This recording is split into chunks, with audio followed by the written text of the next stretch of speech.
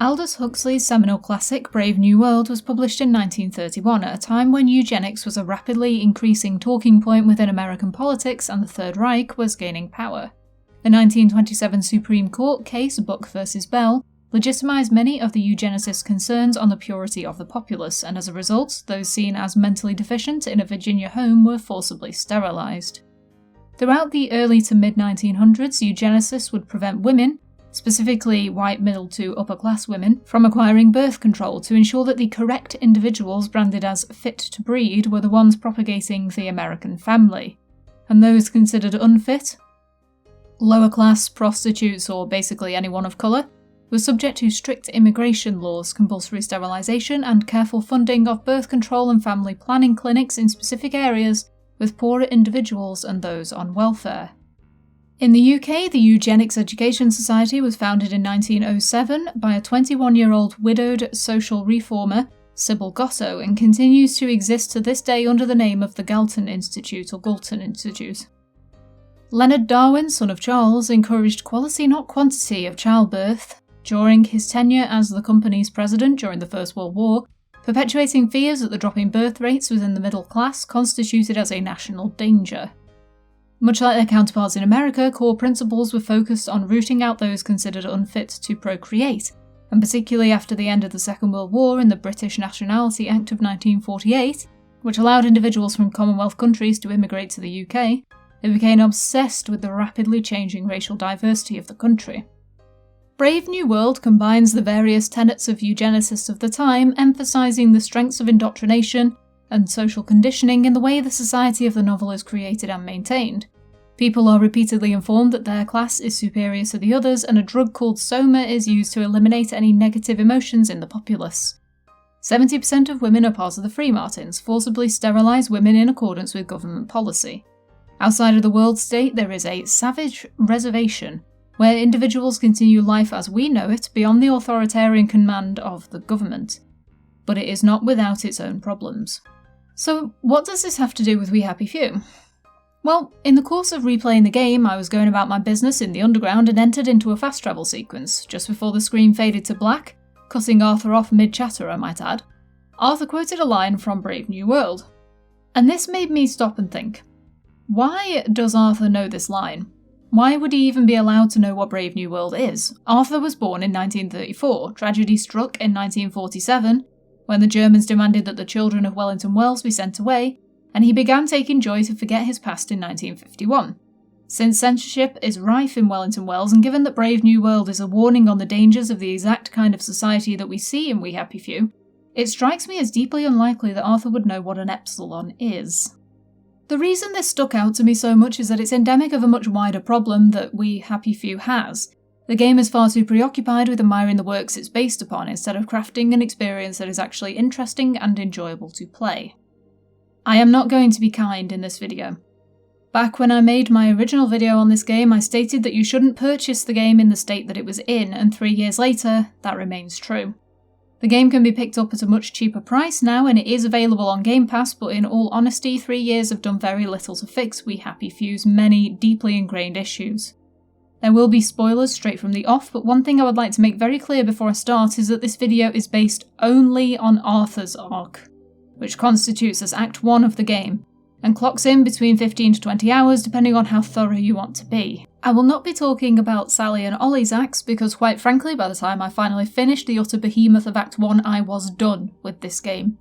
For many reasons that we'll get into, I cannot bring myself to play any more of this broken, barren mess, so if you are looking for a full review or breakdown of every act of this game, this video is not for you. If you're curious about how the game has shaped up since its full release 3 years ago, then let's get into it. We Happy Few is a dystopian, open-world RPG with survival and crafting elements in which players control one of 3 characters, each with their own goals, spending the largest amount of time with Arthur Hastings. Set in 1964, the game is retro-futuristic, part steampunk, part alternative history, and the world of Wellington Wells, where the entirety of the game takes place, is one of hidden, sordid secrets, drugged-up city dwellers, and forced happiness. The majority of the populace are hooked on joy, which expels unpleasant emotions at the expense of one's memories. Those who aren't on joy or refuse to take it are driven out of the city proper and into the outer districts of ruined and abandoned houses, where they're labelled as downers. They're only allowed to reintegrate into society once they return to Joy and clear a series of very strange tests. With its intriguing premise, striking visual style, and promise of an authentic British experience with native voice actors and clear reverence for the works of Orwell, Huxley, Wells and more, We Happy Few had great potential. It began as a small project helmed by Canadian studio Compulsion Games, creators of Contrast, and held a relatively successful Kickstarter in June of 2015. But by August 2017, during the game's early access run, the announcement of a partnership with Gearbox Software and the extraordinary price hike of the game brought a wave of backlash that resulted in Compulsion removing the ability to pre-order We Happy Few and offering full refunds to those who had purchased it regardless of playtime. It was ultimately released in August 2018, claiming to be content complete but was missing the promised sandbox mode, which was listed as coming soon in the main menu, and was, as I put it myself, a technical mess. Almost 3 years later, very little has changed. Sandbox mode has been added in and it is featured under the arcade section of the main menu. Multiple patches were released up until July 2019 in an effort to address the game's litany of issues. However, as will be evidenced on screen, We Happy Few continues to be a technically inept, creatively derelict video game propped up on the crutches of wasted potential. It is a game reliant on quests that will send you back and forth between 2 or 3 points, completing mundane and often bewildering tasks in order to acquire the singular item you need to progress the story in a minute way. It features huge, sprawling areas with very little to do in them that take an ungodly amount of time to traverse in a game where sprinting will immediately upset anyone in town without the required, expensive skill unlock that negates this. It features quests that start and end in one location, and all that occurs in between is that you see a person, pick something up, and then end the quest immediately. It is a difficult game to play, not because it's challenging, but because the sheer arduousness of navigating its otherwise fascinating world is compounded by almost constant glitches, where your game can and will break within the first 5 minutes of entering the actual open world, where you cannot walk for more than 30 seconds down a city road without seeing someone sat hovering near a bench instead of on it, or a police officer getting stuck on a piece of scenery, or a series of identical old lady NPCs, or a pair of chaps talking to each other and changing voice actors and accents halfway through their conversation. What do you think of the sermon? Oh, I never really listen. Just there for the cupcakes, are you? I get all my thinking done when someone else is talking. Ha! At least you're honest about it. Oh, did you know? Giles left on holiday. No, really? He always seems so healthy. Oh, yes, he was. He fell off his roof. What was he doing up there? It is a game where NPCs will immediately disappear even if you're looking right at them once the evening curfew hits, where you are chased relentlessly by people just for being out at night, despite seeing multiple NPCs lounging about without issues, where the game world is so absent of any semblance of reactionary content that killing an entire household and throwing their bodies into the streets will do nothing but waste your time, where an entire city full of people, who presumably have lives and families, only has 3 or 4 houses that can be looted, where sprinting can and will break the frame rate, collision barely exists for some areas, grass floats and pop-in is rife. But let's stop there for a second before I blow a gasket. Ignoring the laundry list of technical problems, there are a whole host of other far more cardinal sins that the game commits that thoroughly bewilder me. Let me break down a questline for you that perfectly encapsulates every single gameplay issue that We Happy Few has. At around the 3/4 mark of Act 1, Arthur is asked by Sally, a friend of his in a very it's complicated kind of way, to find her some cod liver oil. Unfortunately, local supplies of said cod liver oil have all been snapped up by one man, the CEO of a local production facility of some kind.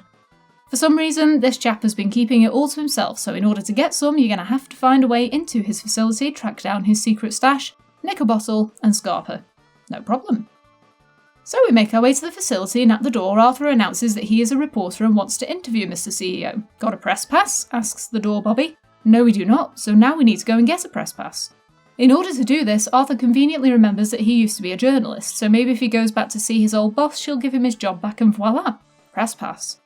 So off we go, back into the city to find the local journalist hut where we speak to Arthur's old boss. She tells him she doesn't have space for a new reporter, but also Gemma is missing, so it would be ever so handy if you could go and find her.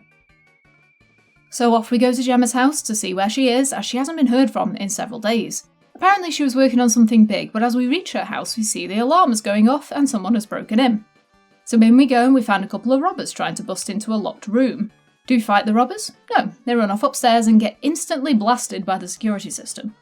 So now we have to find a way upstairs, turn off the security system, which we do, and as we leave, we glance out the window and wow, what do you know?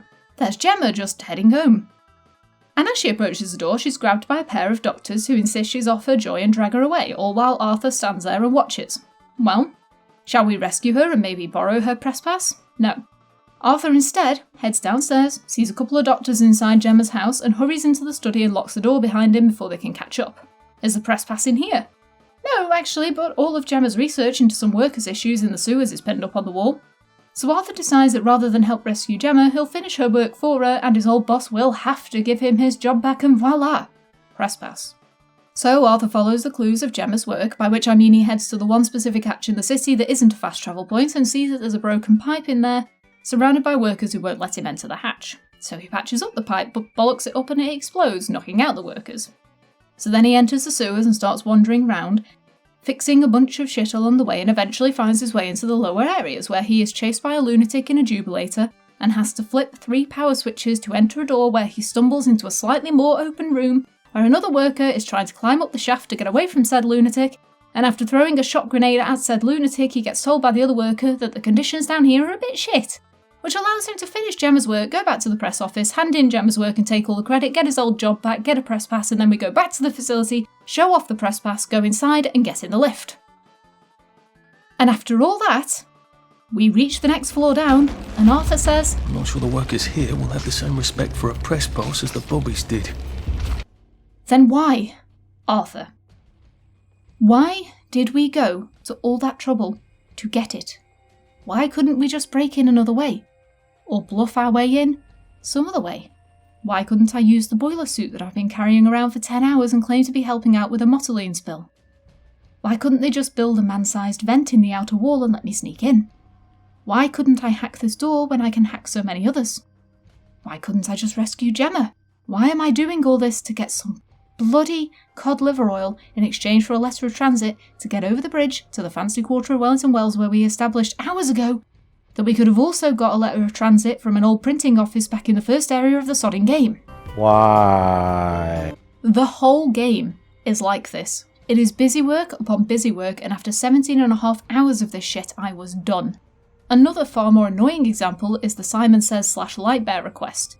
When you reach the first major city hub of the game, Eel Pie Holm, you come across a church that only has one entry point, the front door, where you have to take joy to get through it if you want to get to the quest, because there is a downer detector in front of the door. So you take joy, walk through the detector and knock on the door. A woman behind it tells you that you can't join the Simon Says contest as they're fully booked, but they're still waiting on Nick Lightbearer, a local celebrity who is supposed to be hosting the contest. Arthur can then go to Nick's house, where he finds the door is locked and guarded by a bobby who tells him that Nick isn't coming out, oh dear. In order to get into the house, you have to go to the neighbouring one and find a way up onto the scaffolding.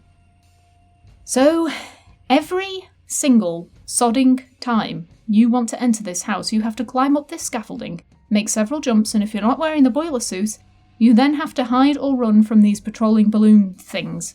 You then enter the house through one specific window and cannot open any other windows or open the ground floor door. Once you enter, there is another downer detector that has to be crossed before you can disable it. If you have an electroshock locker hacker thingy, you can enter this room here opposite the window, but you can't take the quest items from it until you've actually spoken to Nick, who is behind a shutter downstairs. To lift the shutter, you have to disable the security lockdown, and to do this, you have to cross the detector, go downstairs, use an electro hack on this door, then use a short spike on the security terminal before you go and find Nick in his basement. But you have no way of knowing exactly which items you need. So if you go to do this quest and realise you haven't got an electro hack, you'll have to cross the joy barrier twice, go out and find or buy a hack, come back and hack your way in. And if you then haven't got a short spike to sort out the security, you have to leave the building again, go out and find or buy one, then go all the way back and break the security terminal. All of this involves multiple trips through one downer detector, and you have to scale the scaffolding every single time. It's so mind-blowingly tedious that it's actually impressive. Why do I have to disable the security at all? Why can't I just break into his closet, borrow his clothes en masse, and pretend to be him, then return it? Or hell, I don't even have to return it, I could just keep hold of it. you can't store or drop quest items anyway. Why not have some actual tangible consequences to all the random shit that Arthur does? And just to add insult to injury, when you find Nick, he ends up killing himself in a bathtub, apparently by accident, which you can't prevent despite how obvious it is that it's about to happen. Instead, you have to dress up as him, using the items from the closet that you couldn't take before but can now because Nick is dead as a damn dodo, go all the way back to the church, take a joy pill, go through the door, and sit through this entire arse Simon Says sequence just to get a medallion that apparently makes the general populace trust you more.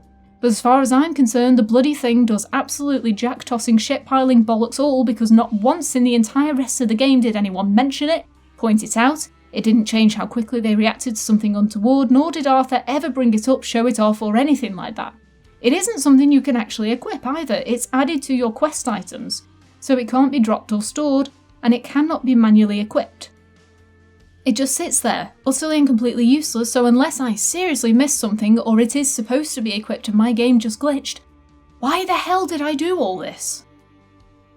And speaking of random shit that Arthur does, so many of the quests are just so brainless that they horrify me, but the worst of them are the quests where Arthur just decides out of the blue to rob people or disrupt something that is literally harming nobody for no reason other than because he just decided to be a dick that day. For example, in the second area of the game, you can find a series of people living in small derelict houses, living off what little they have, and they have built a little shrine to Uncle Jack, the guy on the TV who waffles at you every so often in propaganda speak. There's a fake Uncle Jack who hands out advice, and you can even chat to him, although he mostly just waves you away. The quest that's associated with this area piqued my interest until it told me what I had to do to finish it. Rather than say, expose the fake Uncle Jack as a fraud, or try to find out if everyone knows he's clearly not the real Uncle Jack, or see if they're all just trying to find comfort in something small and simple, Arthur decides to power up the television in the middle of their compound and use this distraction to loot everything from the 3 derelict houses. Why? Why? Why do this? What is the game trying to make me feel by taking advantage of disenfranchised, beaten down people? I know Arthur isn't exactly the greatest person in the world, but he is a guy trying to come to terms with the tragedy of his home and trying to track down his brother. Why would he default to, let's take advantage of their one comfort to steal all their stuff? Don't get me wrong, this is what most people will be doing anyway, walking into someone's house and looting all their things. Hell, some items can only be found in houses, so you have to loot stuff if you want to be able to craft certain things, or complete a lot of the side quests. But why draw attention to it in such a ham-fisted way that causes Arthur to come across as a complete sociopath? That's not even getting into the quest where you enter a strange house full of people who are high off their face on magic mushrooms, and the entire point of the quest is to knock out or kill the ringleader of the little cult of sorts. But there's no evidence that they're causing any harm to anyone or even to themselves. They're all just wandering around the house, eating mushrooms and having a dandy old time of it. Why on earth would I wander in, kill their leader and wander off again? What purpose does this serve? What they're doing is no different to all the people who are off their faces on joy. Same shit, different day. And then there are the quests that start to build up something interesting before suddenly ending, like the Treehouse quest, wherein a lovely little chap first asks you to rescue one of his friends, which turns out to be a little stuffed toy doll thing. Then he asks you to pop into the aforementioned mushroom house to gather a bunch of ephemeral linen, and when you return, you give him the 10 pieces of the cloth he wants before he then proceeds to hand them right back to you and gives you the recipe for a costume, called the Suit of Blending, which he says you'll need to help infiltrate somebody's fortress. So you craft the suit, which, by the way, took an unreasonable amount of time because I needed 2 sewing kits, and of bloody course you can't buy them. They can only be found in houses and in specific furniture types, and could I find them? Could I bollocks. And when you return to the chap with the crafted suit, you hand it over, and he hands it right back over and says, awesome, you'll need this to enter the fortress. And then the quest just ends. It just stops there. You keep the Suit of Blending and that's it, there's nothing else to it. I wanted to sneak into a fortress with a bunch of stuffed toys, damn it.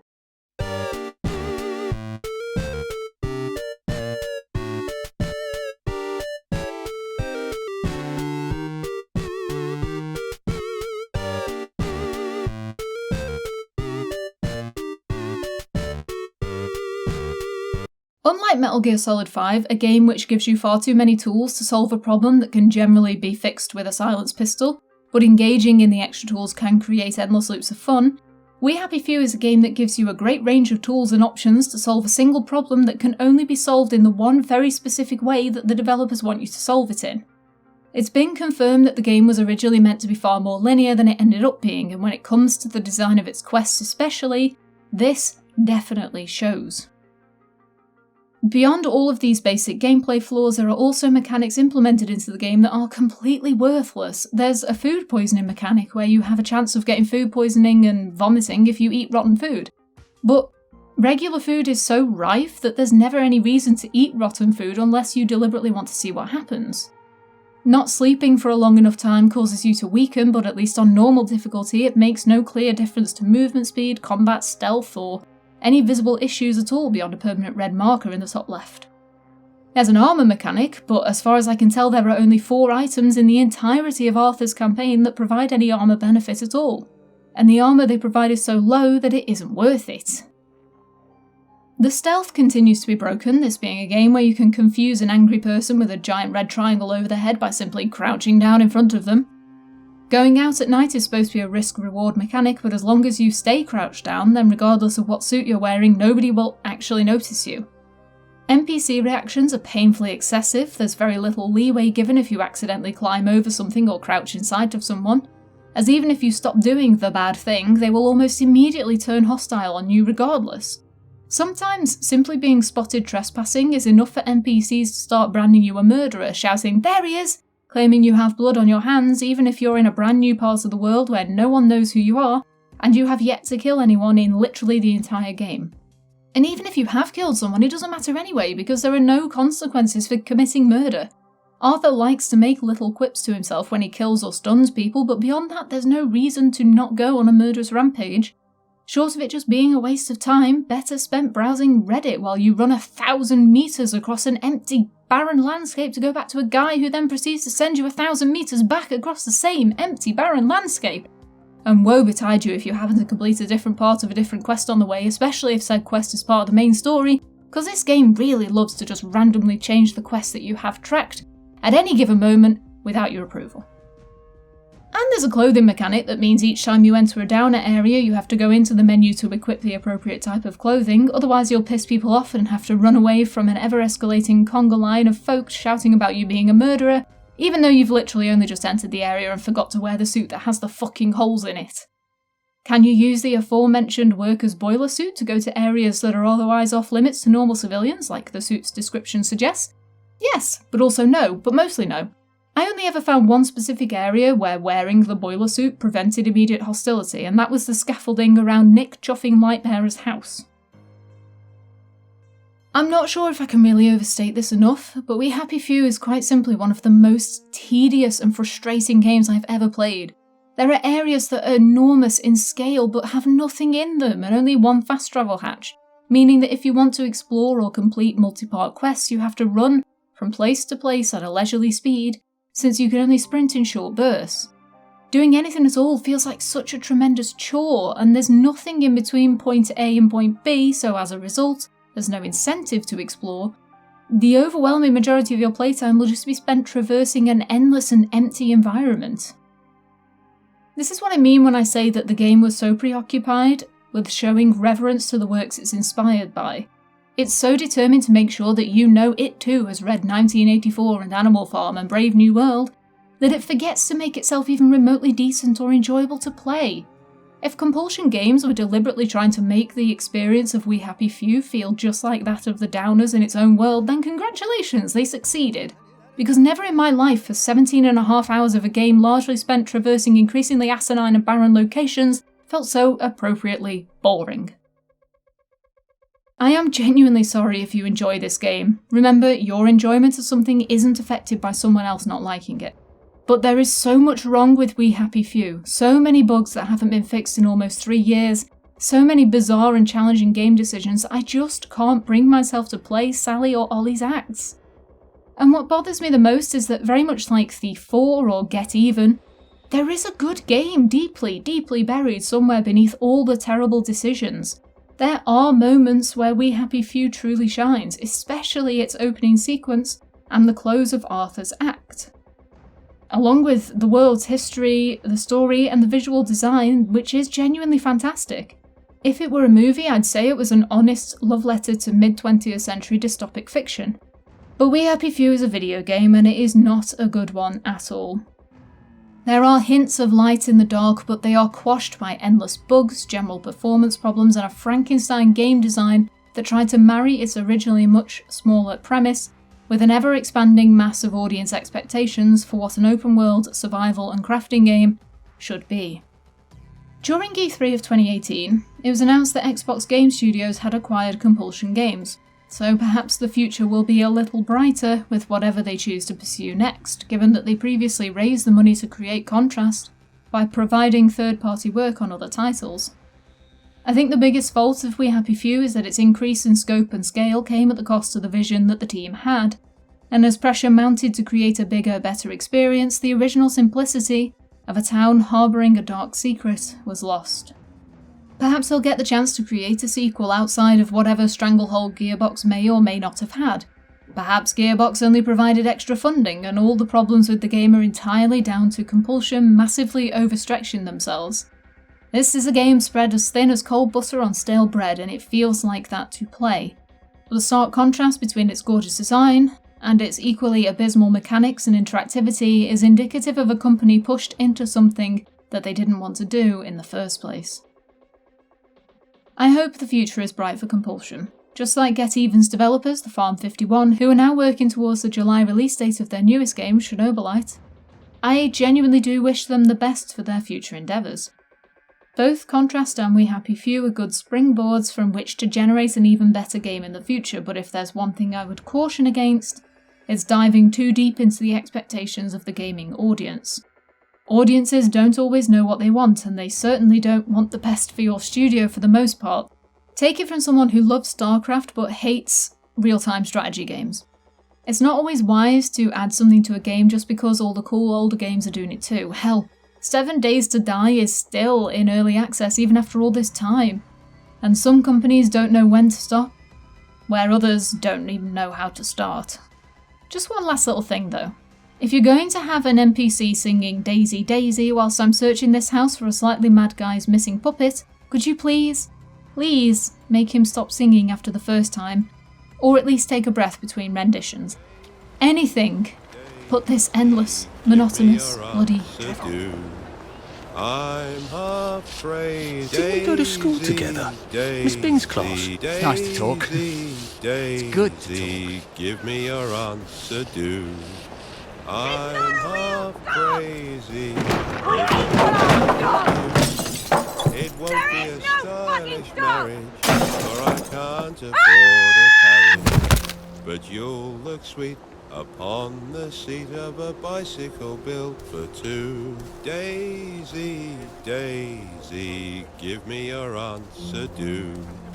I'm half crazy. You know it doesn't work for you. How could you forget that? It won't be a stylish marriage, for I can't afford a carriage. But you'll look sweet